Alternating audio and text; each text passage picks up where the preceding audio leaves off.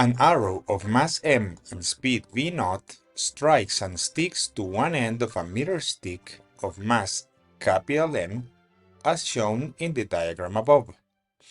The meter stick is initially at rest on a horizontal surface and free to move without friction.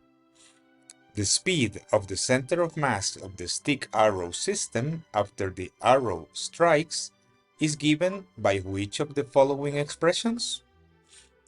This is a straightforward application of the principle of conservation of linear momentum.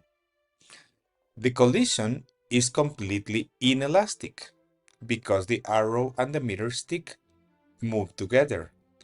So the equation for conservation becomes mass of the arrow times initial velocity is equal to the combined mass of the arrow and the meter stick times the velocity of the center of mass of the whole system after the collision.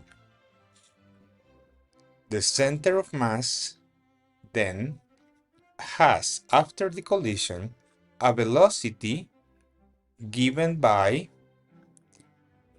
the expression in option C.